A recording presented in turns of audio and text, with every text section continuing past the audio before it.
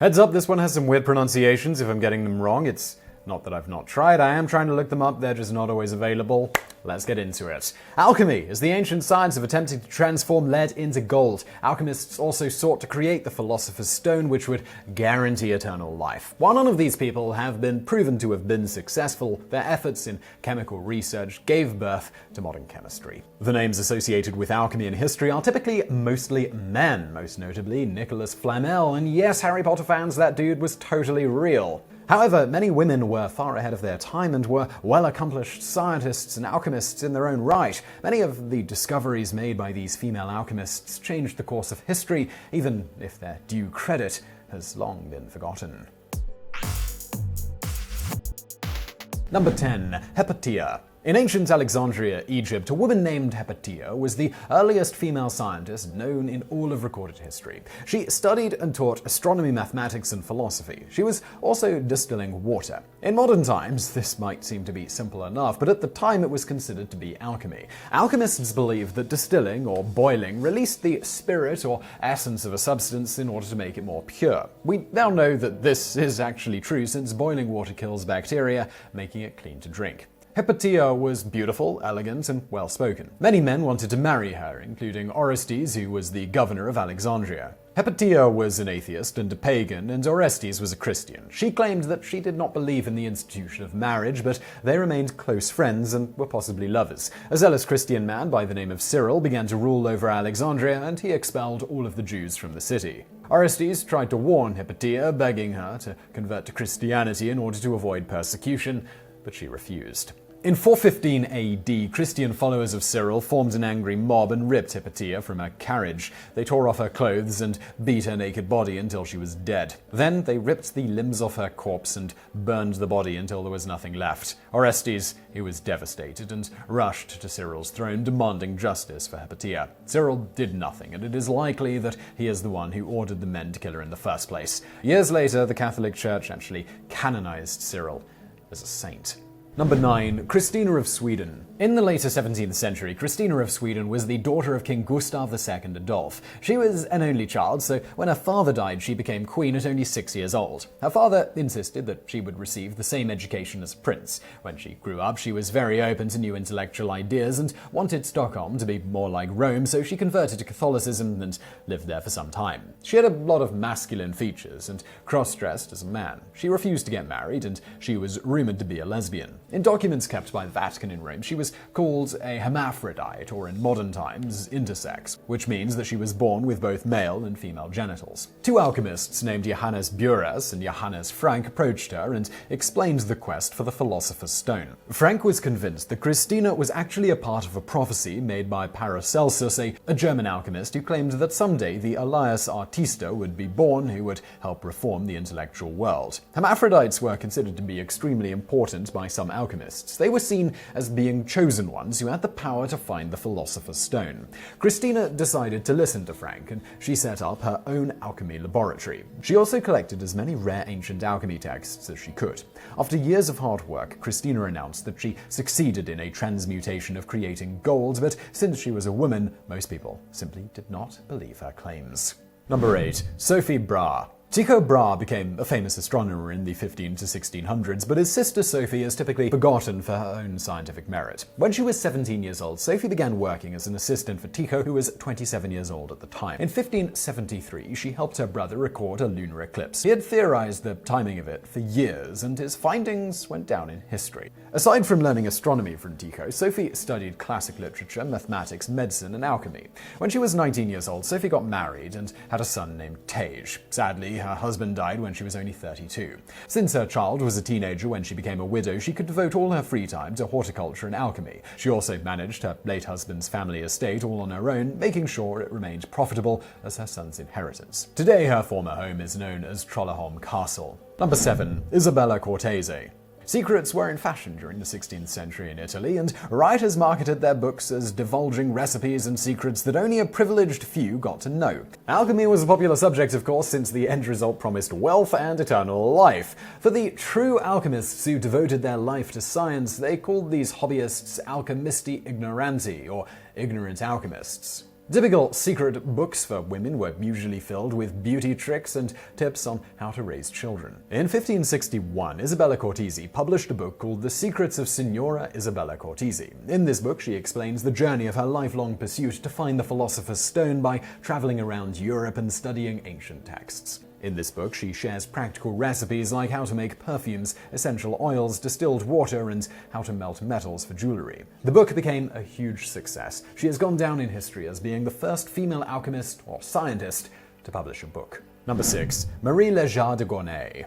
As a girl in the 1500s, Marie Lozada de Gournay was born to an aristocratic family, but she was not allowed to receive the same education as her brothers. She secretly taught herself Latin and eventually edited academic manuscripts. As an adult, she became known as the first female mineralogist and mining engineer. She eventually moved to Paris, where she ran into some financial trouble. This motivated her to attempt alchemy in the hopes of creating gold. She eventually published some of the very first feminist books explaining how women are equally capable of learning science as men are. At the time, many people still believed in magical underground creatures like gnomes, and they'd warn her to look out for them when she was digging. As a woman of science, she was very vocal to shoot down anyone who believed in such things. Ironically, she was later accused of practicing witchcraft and was imprisoned. She died in jail when she was 80 years old.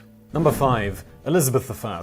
During the times of Shakespeare, English people were enthralled with poetic stories of fantasy. However, their ruler, Queen Elizabeth I, was more focused on expanding her empire. One of the ladies of Elizabeth's court, Mary Herbert, practiced alchemy in a laboratory along with a large group of male researchers. Queen Elizabeth wanted to get involved, but she was too busy to study chemistry and conduct experiments herself, so she had her own personal alchemist named Cornelius de Lannoy. If Cornelius succeeded in finding the philosopher's stone, she would get to benefit from his findings. This was all going on during the Protestant Reformation. Since she was a virgin queen, many people looked up to her almost like a goddess, making comparisons to the Virgin Mary. Now, clearly, Elizabeth is hardly forgotten, but her passion for alchemy, well, that certainly is. Number 4. Miriam the Jewess. According to a story in the Quran, God taught Moses how to make gold, and he passed the knowledge on to his sister Miriam. Miriam picked up the art of alchemy very quickly. Despite the fact that the siblings could both create unlimited money, they both stayed very humble. Miriam married a man named Karan. She teaches her husband to make gold as well, and he becomes very rich. At the end of the story, Karan builds a huge palace, and God punishes him for his arrogance. In the 4th century, a famous Egyptian alchemist named Zosimos of Panopolis also wrote about Miriam. However, the original story from the Quran took place 500 years before when he lived. It's not clear where he got his information, but he claims that she was the teacher of a great many alchemists, and he called her one of the sages. Zosimos gives her credit for inventing the double broiler, which is essential for melting metal. She has also been credited for discovering hydrochloric acid. Other versions of this story call her Maria or Mary, but the events of her scientific accomplishments, they always remain the same. If these stories are true, then Miriam had an incredible impact on modern science. Other scholars theorize that perhaps Miriam was actually fictional, and the story was meant to be a symbol of the group of female alchemists who fermented beer in ancient Egypt. They began an industry of brewing beer that would have likely made their husbands rich as well, and it's lasted even to this day. Number 3. Cleopatra the Alchemist. According to ancient records, a physician and alchemist named Cleopatra, not to be confused with the famous Egyptian queen by the way, was one of the students of Miriam the Jewess. She improved upon Miriam's double broiling idea and invented something called the alembic. This was used for distilling liquid. She was also apparently very interested in the science behind reproduction. Alchemists believed in the idea of a homunculus. This was a creature made from human bodily fluids mixed with dirt or clay. Some of the basis behind this idea was the misunderstanding that sperm contained the homunculi, which was a fully formed human being, only very tiny. Some alchemists believed that a homunculi simply needed a woman's womb in order to grow, and that men were fully capable of creating human life without a woman's help. Many male alchemists believed that if they succeeded in creating a homunculi, it would have special powers because it would not be polluted by females. Obviously, as a female alchemist, reproduction was an issue that Cleopatra was interested in studying, and she felt as though maybe this whole homunculus theory was all rather flawed. Of course, she was absolutely correct and had a scientific mind that was way ahead of her time. Number 2. Katerinas Fossa. In a manuscript called Experiments, written in the 1400s, an alchemist called Katerina Sforza wrote that she's discovered something called talc water. This, she said, is something that could make a 60-year-old woman look like she was 20. She also claimed that the same water would turn silver into gold and cure the plague. During her lifetime, she spent most of her time practicing alchemy and wrote about her findings in the manuscript. She wasn't trying to get her work published, but she personally wanted to figure out the secrets to health, youth, and financial success. She would hang out at the local apothecary, asking questions and learning as much as she could about pharmacology. Her main interest was in making anti-aging potions as well as medicines that could cure illness. She also wanted to become rich, of course, and passed on the results of her experiments to her son, who practiced alchemy as well. Caterina's grandchildren actually began the House of Medici, which possessed tremendous power in both banking and politics. Number 1. Marie Meurdrac. Marie Meurdrac was born into a French noble family during the reign of Louis XVI. While other members of the French nobility partied endlessly with drugs, sex, and alcohol at Versailles, Marie was more interested in studying the science of alchemy. Rather than getting away with scandals, all Marie asked of the king was to build a laboratory containing a furnace that could heat up hotter than the legal limit. She focused on 3 basic substances: salt, sulfur, and mercury. She did experiments on animals, and she would also create products that were meant to enhance her beauty. She was very humble in her writings, explaining that she only felt comfortable publishing the experiments, which she had tested multiple times, and had full confidence that the results were true. She also said that she held on to the manuscript for 2 years because men made her feel like she was stupid, and said that women should not boast when they have knowledge. She finally found the courage to submit her book for publication when she realized that men and women are the same and that the mind has no sex. After that, she became known as an expert in alchemy, and she began to hand out free medicine to the poor. She wrote a second book, Useful and Easy Chemistry, for the benefit of ladies.